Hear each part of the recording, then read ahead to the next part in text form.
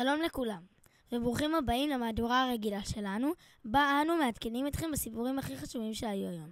אז בואו נתחיל. הנה הסיפור הראשון. נחש וצבאו, צבא המון, תקפו את יביש גלעד. אנשי יביש גלעד זעקו לאדוני. שאול שמע את זעקה זאת ובא לעזור. שאול עשה משהו שאף פעם לא קרה. הוא ייחד את כל השבטים לעזור ליביש גלעד ולהביס את צבא המון. וזה מה שקרה. כאן אנחנו עם כתבנו בשטח, עידו. שלום איתי, כאן אנחנו ביביש גלעד עם אחד מתושבות האזור. שלום. בוא תספרי לנו איך היה בזמן שנחש וצבאו תקפו אותך. בהתחלה הכל היה כרגיל, עד שהוא בא ונחש אמר לנו, אקרות לכם כל העין ימין. אתה מאמין את החוצפה יש לו לומר את זה? אז, איך היה ששאול בא והציל אתכם? זה היה מדהים, הוא בא עם צבא שלם והוא הציל אותנו. איזה נהדר, כנראה שאול מלך טוב. אנחנו עכשיו נדבר עם הפרשנית שלנו, לי, שנמצאת באולפן. שלום לי, בואי תגידי לנו מה את חושבת על המקרה הזה. שלום איתי, והנה דעתי על המקרה. אז בואו נתחיל. דעתי ששאול הוא מלך טוב, ועבר במבחן שלו לראות אם הוא ראוי להיות מלך. הוא הצליח להביא צבא עוין, וזה הראה לאדוני ולעם שהוא ראוי לתפקיד. ומה את חושבת על נחש וצבאו? נחש לא היה מוכן שילחמו בו, ולכן הוא לא היה כל כך מוכן ומבולבל. למה? כי שאול תכנן את כל המתקפה, והוא גם תכנן טריקים שעזרו לו להביס את נחש.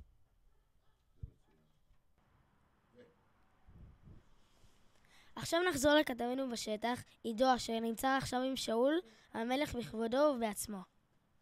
שלום לכם ושלום לשאול. שלום לכל עם ישראל, ולאדוני שומר עלינו בשמיים.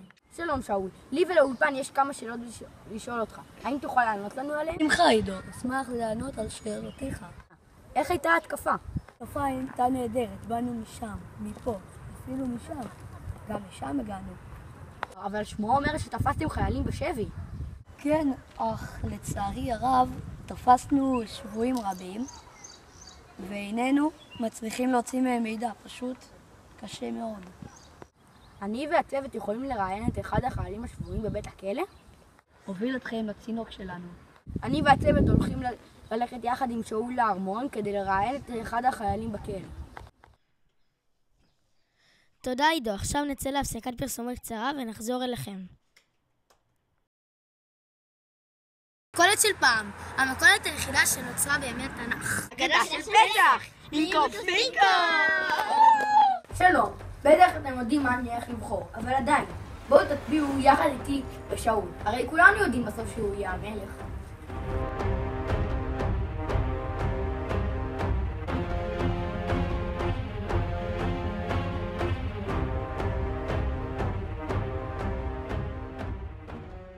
חזרנו מהפסקת הפרסומות.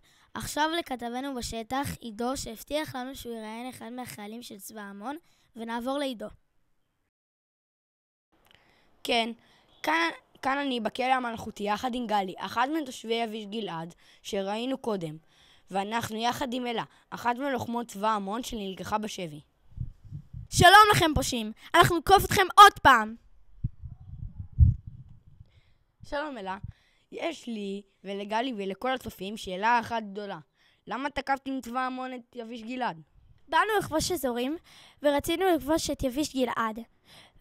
כי הוא אזור חלש. עכשיו תשחררו אותי כבר! למה תקפתם אותנו? היו לנו חיים שלווים עד שבאתם והבדתם אותנו. שאול המלך אוסר אותך ואת שאר החיילים למעצר לכל החיים.